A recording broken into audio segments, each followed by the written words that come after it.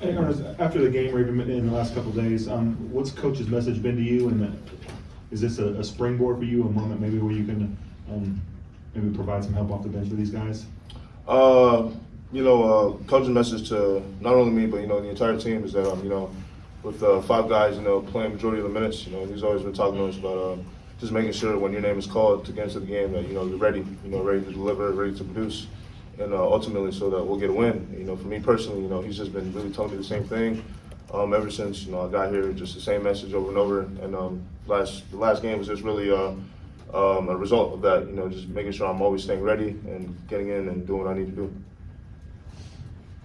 You went after the National Player of the Year last year, like he was, not that big a deal. Just talk about the fact that it wasn't too big for you, and you had the courage to go right at it. Oscar, he's a really good player. There's nothing much you can say. Even in high school, I was watching him put up crazy numbers. If I'm being honest with you, I always wanted to get a chance to play against him. Just see what it's like, being in that type of environment. How it was. So, it was also great to, really pull out the win, not only for myself, but for the team and for Kansas ultimately. So. Ernest, you played a lot at the start of the season. You were first big man off the bench, and the role kind of changed. Walk us through kind of the month of December and January, what it's been like for you. Nothing crazy. I know basketball is a game where anything can happen. Adjustments can be made on the fly. And like I said, the biggest thing for me is just making sure I'm staying ready. Whatever the case may be, whether that's I'm playing 10 minutes or 3 minutes or even none. Just making sure I'm always ready and always doing what the coach needs me to do. Is that hard to do, to stay ready throughout games when you're not playing? Yeah, for the most part, just being stretched and loose, for sure. But mentally, not really.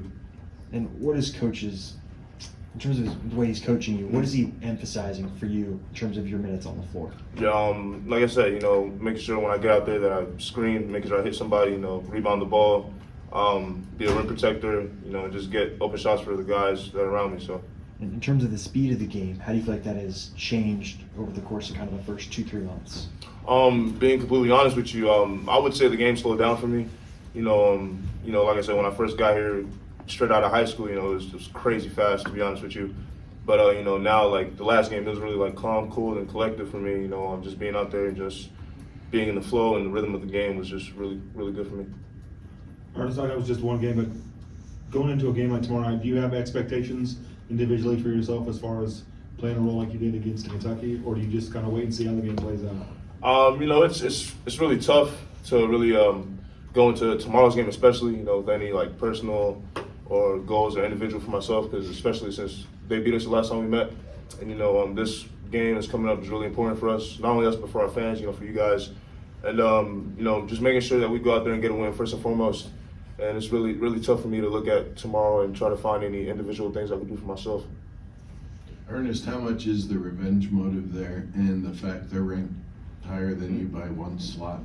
We really don't really look at the rankings, you know what I mean? Like I said, last year we lost to Kentucky by a crazy amount and we're natty champs, so we don't really look at seedings or anything like that.